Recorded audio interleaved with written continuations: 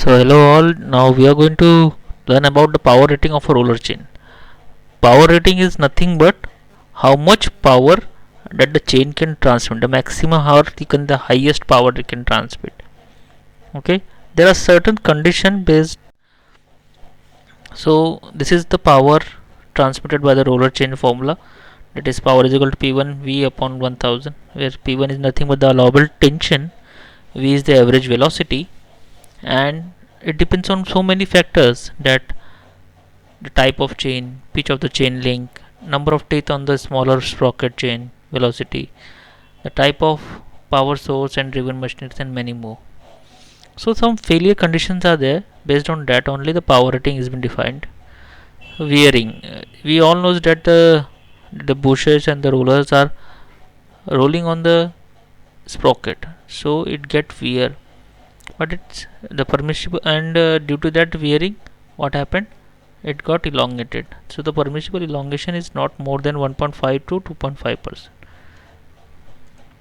Then fatigueness, yes, the tensile force is acting on the rollers. Due to that, what happened? A maximum on the it is maximum on the tight side, that is tensile force is maximum on the tight side, and it is minimum at the loose side. So this cycle is continuous for each and every roller. That means this fatigue cycle is continuous. That means this stresses is going on. So if the material is not hardened or it is not stress released, then at that time what will happen? A fatigueness will be there. So its endurance should be checked. So impact is what? Sometimes what happens, an impact load act on the chain when excessive or millet breakage of a roller or bushing. Due to this can be happen due to lower lubrication, or no lubrication is there due to that also. And if suppose an sudden jerk is there, at that time this impact load won't happen.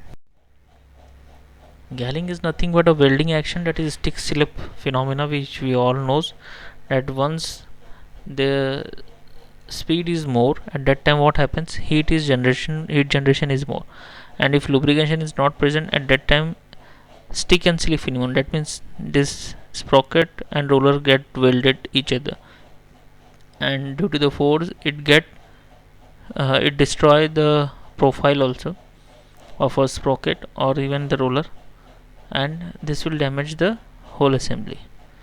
So this is the things are there. So there are tables is being prepared by the manufacturer, by which the power rating has been decided.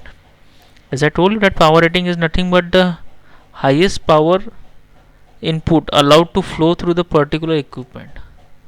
So here are the some power rating for this chain. Here for B and for A, for both the things is maintained for RPM based.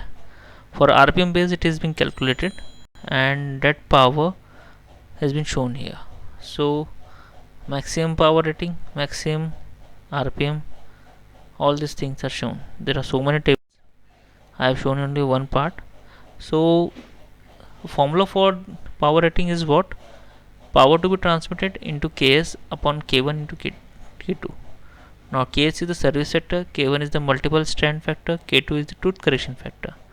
So some tables have been shown here. This is K1, it is multiple strand factor, which value is here. This is Ks, that is service factor, okay, and this is tooth correction factor, that is K2.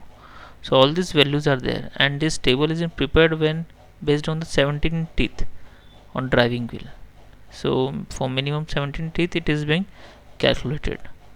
So even the number of teeth driving sprocket, it is shown here, so that teeth correction factors can be inputted here.